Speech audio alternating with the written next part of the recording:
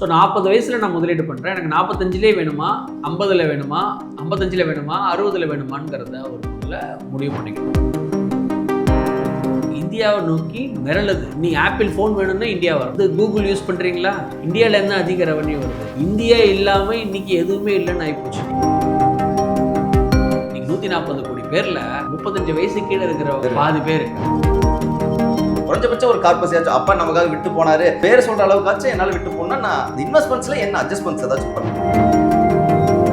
60 வயசுக்கு அப்புறம் நீங்க வேலை பார்க்குற மாதிரி இருக்கும். பிடிச்சி வேலை பார்க்கறதுங்கிறது வேற வழியே இல்லாமல் வேலைக்கு போகிறதுங்கிறது.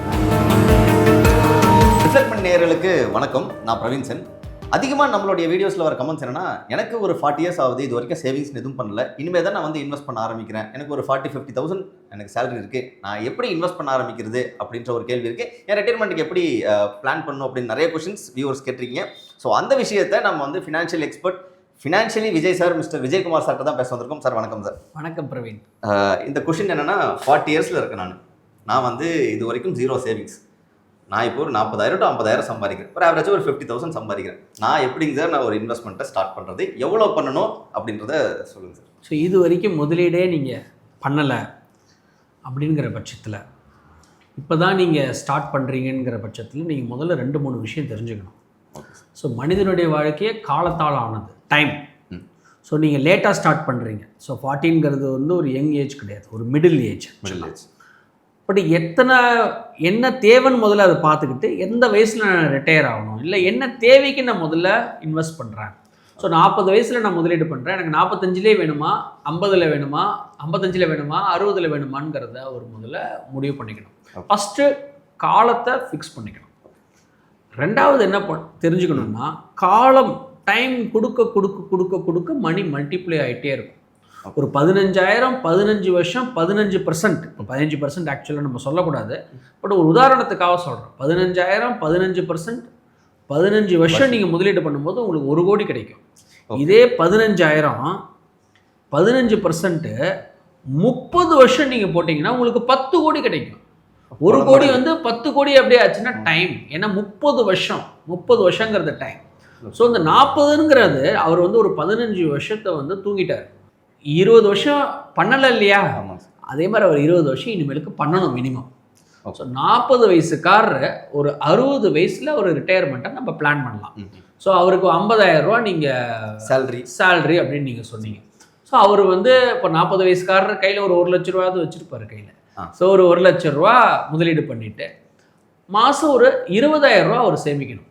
இப்போ வந்து பார்த்தீங்கன்னா ஒரு ஒரு ஒரு பென்ஷனர்கிட்ட போயிட்டு ஒரு 5-6 வருஷம் முன்னாடி ஒரு 20,000 ரூபா பென்ஷனுங்கிறது ஒரு நல்ல பென்ஷன். நீங்கள் 20,000க்கு உப்பு புளி மிளகா கூட நீங்கள் வாங்க முடியாது. ஸோ இன்றைக்கி வந்து யூ நீட் மோர் மணி. ஏன்னா இன்றைக்கி லைஃப் ஸ்டைலே மாறி இருக்கு இல்லையா. ஸ்விக்கி, ஜொமேட்டோ, சினிமாவுக்கு போகிறோம், வைஃபையே, என்டர்டெயின்மெண்ட்டு. ஸோ மினிமம் லைஃப் ஸ்டைலே இந்த மாதிரி ஆகிடுது. So you need more money. So 40 வயசில் நீங்கள் ஸ்டார்ட் பண்ணுறீங்க, நீங்கள் லேட்டாக ஸ்டார்ட் பண்ணுறீங்க. ஸோ என்ன பண்ணலாம், அட்லீஸ்ட் 1 லட்ச ரூபா முதலீடு பண்ணுங்கள். ஓகே, 1 லட்ச ரூபா முதலீடு பண்ணிவிட்டு மாதம் 20,000 ரூபா நீங்கள் முதலீடு பண்ணிகிட்டே வாங்க. இது உங்கள் ரிட்டையர்மெண்ட்டை நீங்கள் பிளான் பண்ணிங்க. நீங்கள் 20 வருஷம் முதலீடு பண்ணுற பட்சத்தில் அட் த ரேட் ஆஃப் 12% உங்களுக்கு 2 கோடி 10 லட்ச ரூபா வரத்துக்கு வாய்ப்புகள் இருக்குது. At the rate of 12%. இந்த 12% ரிட்டர்ன்ஸ் எப்படி வரும், 20 வருஷத்தில் எப்படி வரும்னா அதுக்கு ஒரு கால்குலேஷன் இருக்குது. இன்றைக்கி ஏன்னா மார்க்கெட் வந்து வாலட்டில். ஏன்னா இப்போ 40 இயர்ஸில் வராங்க, இனிமேல் இன்வெஸ்ட் பண்ணோம். ஏன்னா அதில் இன்னொன்று என்னென்னா, எனக்குலாம் இதெல்லாம் முன்னாடியே சொல்லியிருந்தா நான் முன்னாடியே பண்ணியிருப்பேன் அப்படின்ற கமெண்ட்ஸும் நம்மளால் பார்க்க முடியுதுங்க சார். இந்த மார்க்கெட் வந்து வாலட்டைல் அப்படின்னு சொல்கிறோம். அதில் 12% நிறைய பேர் மென்ஷன் பண்ணுறத பார்க்குறோம். ஆக்சுவலி இது எதை வச்சு இந்த 12% 15% அப்படின்றது நம்ம அதுக்காச்சும் கேரண்டிட் அந்த மாதிரி ஏதாச்சும் இருக்கா, இல்லை ஷூரிட்டி இருக்கா? அது எப்படி sir? There is no guarantee. என்ன தெரிஞ்சுக்கணும்னா, இந்தியாவில் வந்து ஒரு பெரிய அட்வான்டேஜ் இருக்குது. என்ன அட்வான்டேஜ்னா டெமோகிராஃபிக் ப்ரொஃபைல். இன்றைக்கி 35 வயசுக்கு கீழே இருக்கிறவங்க அவருடைய பாப்புலேஷன் உங்களுக்கு 50% ஆஃப் த பீப்புள். நீங்கள் 140 கோடி பேரில் 35 வயசு கீழே இருக்கிறவங்க வந்து பாதி பேர். ஸோ உலகமே இந்தியாவை நோக்கி மிரளுது. நீ ஆப்பிள் ஃபோன் வேணும்னா இந்தியா வரணும். இன்றைக்கி நீங்கள் வந்து கூகுள் யூஸ் பண்ணுறீங்களா, அது இந்தியாவிலேருந்து அதிக ரெவன்யூ வருது. உங்கள் யூடியூப்பு, உங்களுடைய இன்ஸ்டாகிராமு, இதெல்லாம் இந்தியாவிலேருந்து அதிக ரெவன்யூ வருது. இந்தியா இல்லாமல் இன்றைக்கி எதுவுமே இல்லைன்னு ஆகிப்போச்சு. நீங்கள் ஒரு பெரிய காராக இருந்தாலும் இங்கே தான் வரணும். ஏன்னா இன்றைக்கி நம்மளுக்கு population is at an advantage. 140 கோடி மக்களுங்கும் போது it is a great advantage to the world. So coming back to the point, 1 லட்ச ரூபா முதலீடு பண்ணட்டும், 20,000 ரூபா முதலீடு பண்ணட்டும், இது பண்ணாலே அவருக்கு 2 கோடியே 10 லட்ச ரூபா வரைக்கும் வரத்துக்கு நிறைய வாய்ப்புகள் இருக்குது. இதுலேருந்து அவர் என்ன பண்ணலான்னா சிஸ்டமேட்டிக் வித்ட்ராயல் பிளான் மூலமாக அவர் வந்து ஒரு 6% வித்ட்ரா பண்ணிட்டு வந்தாருன்னா அவருக்கு 1 லட்ச ரூபாய்க்கு மேலே அவருக்கு பென்ஷனை எடுத்துக்க முடியும். எவ்வளோ நாள் எடுத்துக்க முடியும்னா ஒரு 85 வயசு வரைக்கும் எடுத்துக்க முடியும்.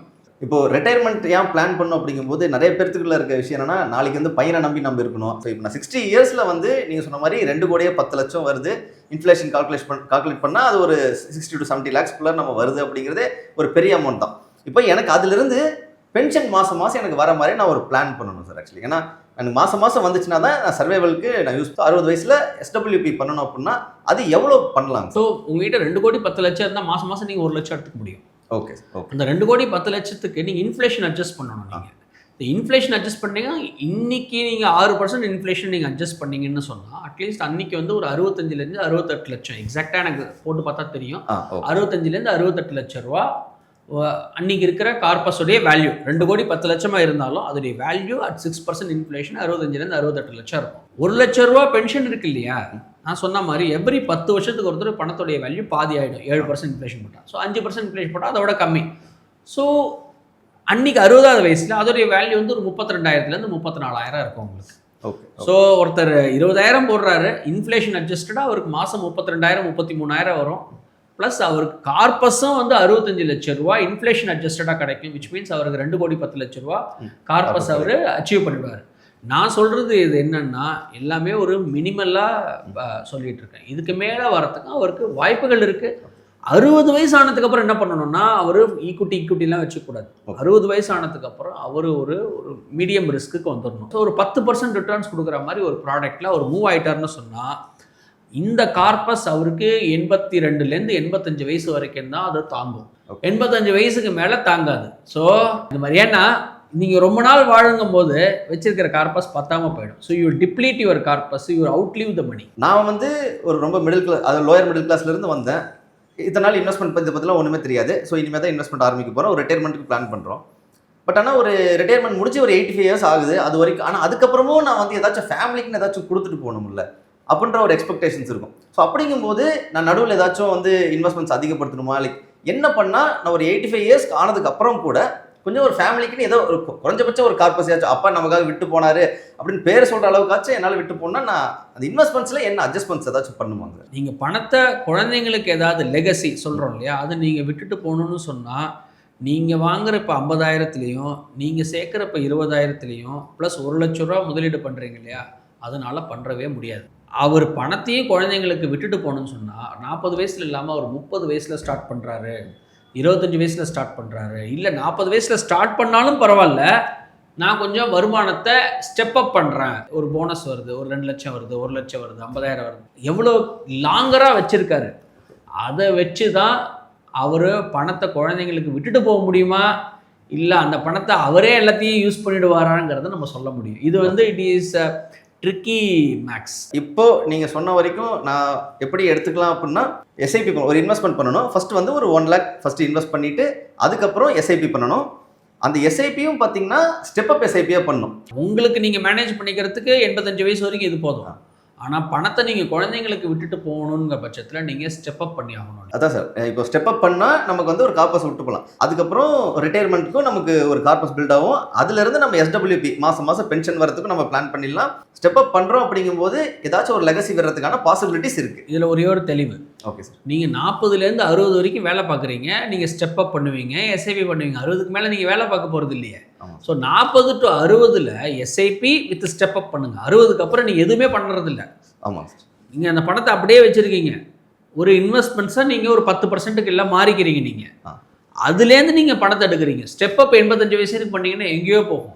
ஓகே. ஸோ 60 வயசுக்கு மேலே நீங்கள் வேலைக்கு போகலங்கிற பட்சத்தில் நீங்கள் அந்த 20 வருஷம் தான் நீங்கள் முதலீடு பண்ணுறங்கிற பட்சத்தில் இந்த கால்குலேஷன். இப்போ ரிட்டையர்மெண்ட்க்கு அப்புறம் நம்ம வந்து கொஞ்சம் ரிஸ்க்கை கம்மி பண்ணிவிட்டு ஒரு 10% ஒரு மாடரேட்டில் நம்ம SWP பண்ணிக்கிறது பெஸ்ட்டான ஒரு ஆப்ஷனா இருக்கு. ஆமாம், அதுலேருந்து 10% SWP பண்ணீங்கன்னா உங்களுக்கு சீக்கிரமே காலி ஆகிடும். 6% நீங்கள் SWP பண்ணிக்கணும். நீங்கள் 10% பண்ணீங்கன்னா 10 வருஷத்துலேயே எல்லாம் காலியாயிடும். ரொம்ப சிம்பிளாக சொல்கிறேன், உங்களுக்கு கையில் 10 லட்சம் வச்சுருக்கீங்க. Okay sir. 10 வருஷம் கழிச்சு அதோடைய வேல்யூ 5 லட்சம். 20 வருஷம் கழிச்சு அதோடைய வேல்யூ 2.5 லட்சம். இப்படி எடுத்துக்கலாம். நம்ம இன்றைக்கி 10,000 ரூபா பணம். Okay sir. 10 வருஷம் கழிச்சு உங்களுக்கு 20,000 ரூபா. ஓகே. 20 வருஷம் கழிச்சு உங்களுக்கு 40,000 ரூபா. இது நீங்கள் தெரிஞ்சுட்டிங்கன்னா போதும். இதுதான் நான் சொல்கிறது ஹையர் இன்ஃப்ளேஷன் 7% எடுத்துக்கிட்டேன்னா எவ்ரி 10 இயர்ஸ் அது டபுள் ஆகுது. Okay okay okay.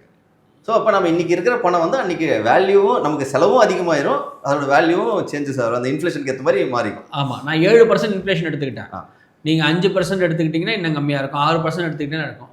எப்பயுமே வந்து என்ன பண்ணணும்னா ரொம்ப குறைச்சலாக திட்டமிட்டுக்கலாம், அதிக கார்பஸ் நம்ம வச்சுக்கலாம். ஓகே. அப்படின்னா உங்களுக்கு ஏமாற்றம் இருக்காது உங்களுக்கு. இல்லாட்டினா என்னன்னா 60 வயசுக்கு அப்புறம் நீங்கள் வேலை பார்க்குற மாதிரி இருக்கும், 65 வயசு வரைக்கும் வேலை பார்க்குறோம். பிடிச்சி வேலை பார்க்குறதுங்கிறது வேற வழியே இல்லாமல் வேலைக்கு போகிறதுங்கிறது வேறு. நான் வந்து என்னோட ஃபினான்ஷியலாக என்னோட கமிட்மெண்ட் வந்து 60 இயர்ஸ்க்குள்ளே முடிக்க முடியலன்னு இருக்கவங்க நிறைய பேர் இருக்காங்க இல்லைங்க சார். நம்ம அதுவும் பார்க்க முடியுது. அதனால தான் நிறைய பேர் வந்து பசங்களை நம்பி இருக்காங்க.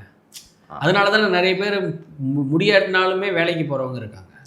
ஸோ யாரெல்லாம் அந்த 20 வருஷம் 25 வருஷம் ஒழுங்காக வேலை செய்யலையோ, யாரெல்லாம் 25 வருஷம் 30 வருஷம் அவங்க கெரியரை ஃபோக்கஸ் பண்ணி சரியாக முதலீடு பண்ணலையோ அவங்களுக்கெல்லாம் இந்த ப்ராப்ளம் வரத்துக்கு நிறைய வாய்ப்பு இருக்குது. ஏன்னா இன்றைக்கி இருக்கிற காலத்தில் நம்மளுக்கு பென்ஷன் கிடையாது, டென்ஷன் தான் ஜாஸ்தி.